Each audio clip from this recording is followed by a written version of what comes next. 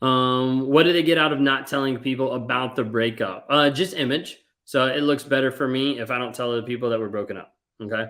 As a self-aware narcissist, do you see other narcissist behaviors clearly now that you've done the work? Typically. So I don't want to say like, oh, I'm like a narcissist guru. Like I can pinpoint them out. But I've never had one that I haven't had in a one-on-one session, especially if I'm doing a couple session with both people. I've never had one that it's not like blatantly clear. It's typically like oozing of like, holy crap, that's that. Couples is like the best from my perspective because I don't mind the conflict, and so I'll bring the heat right back at them. Like you think I get like on a soapbox sometimes on a live? Like no, like the gloves come off whenever we're doing like couples counseling, couples coaching. Sorry, I'm not a counselor. Couples coaching, and I'm like working with them because if I see it, like I'll call it out, and typically it doesn't go well. But it typically gives one person clarity. Typically, it's not the narcissist. How did he know to choose me? That is a very good question. A lot of times people will say it's because you're super empathic. It's because you have money. It's because you have certain looks. A lot of times a narcissist will choose another person or will be with another person because they find that that person is easily moldable. Typically, a person is easily moldable if they don't know who they are and if they don't have boundaries. Those two things you almost have to have, not having a sense of self and not having boundaries to be able to manipulate a person. So a lot of times that's why.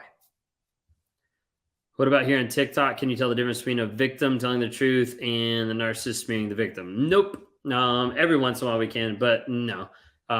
Just on like text and stuff like that. No. Love to be a fly on the wall with one of your couples coaching. Oh, I mean they're fun. The couples coaching they're fun. It's not surprising sometimes in doing like a couples coaching, like if the narcissist, whoever it might be, but typically it's a guy whenever I'm like talking to him, but like typically it's not very uncommon to have them like walk out. Because I'm like, nope. I think like the best thing is in a couple session, like working with someone and a narcissist, like getting to the place of like understanding like, whoa, nope, you just lied there in our conversation.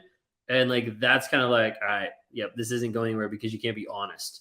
But it's hard. It's hard. I've had several narcissists that have contacted me being like, I think I'm a narcissist, but it seems like this and this. And I'm like, okay, well, let's do a session like with your partner, everything like that. Do the session. I'm like, yep, no, not pulling it over that way. Okay. Do narcissists feel shame? Yes. That's why they're running away from it and running over you. Shame avoidance. Do you ever publish videos of my couple sessions? No, those are all private and confidential. I don't post anything that I have as far as like anything with like one-on-one or coaching. All that is private. Okay, people's confidentiality matters. That's why we have the NARC app for people actually they can dive further in depth about stuff in a closed environment versus it being like public like this, because none of that stuff is like broadcasted anywhere. My ex-narcissist wants to change. He doesn't like his bad breakdowns, but he doesn't know how to make it stop. Okay, then what is he willing to do? Because that's really the main question. Is there's a lot of narcissists that'll say, oh, I want to change. Okay, what's your plan? Well, I don't know, just be nicer. Okay, that's a bullshit plan. Okay, what's your plan?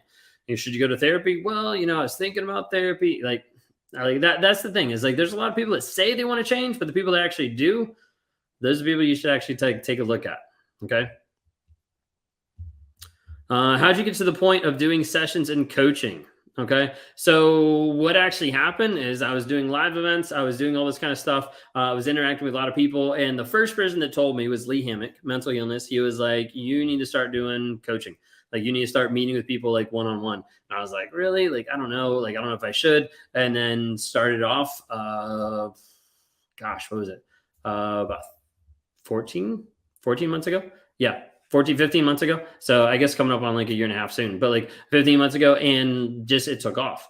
And like I started being able to provide aspects and answers for people that they weren't able to get in therapy, that they weren't able to get just searching stuff on social media. And I'm able to talk to people and on a different level or a different aspect than what I would if I had different certifications. Like if I was like a certified therapist, I wouldn't be able to tell you like, yeah, it looks like a narcissist. Be like, well, I can't actually diagnose anyone or anything like that. No, I'd be like, If it walks like a duck and it quacks like a duck and it smells like a duck and it swims like a duck, like it might be a duck, like it's just, I'm very like direct with a lot of stuff to do because I don't have time and you don't have time for bullshit answers or like us like going around the mulberry bush to get to the conclusion of like, hey, everything you've told me so far, like I'm not seeing any hope here. I'm not seeing honesty, vulnerability, consistent change. So like this isn't going to work. If you don't follow me on any of the other ones, it's raw motivation everywhere. Okay. What's the difference between narcissistic traits and being a narcissist? Basically, the easiest way to say it is one's diagnosed. The other way to be able to say it is a pathological experience of like this keeps happening. Okay. And the other thing is toxic. So who cares about the label? So many people get so focused on like, if it's a narcissist, then I can leave. Okay, but what about all the abuse that you suffered? Does that not justify leaving? No, people normally want an out, and they normally want an out that makes them feel better about themselves. And I'm not saying it's to shame anybody, but I'm saying it is true. A lot of times people are like, if they're a narcissist, then boom, I can throw in the towel.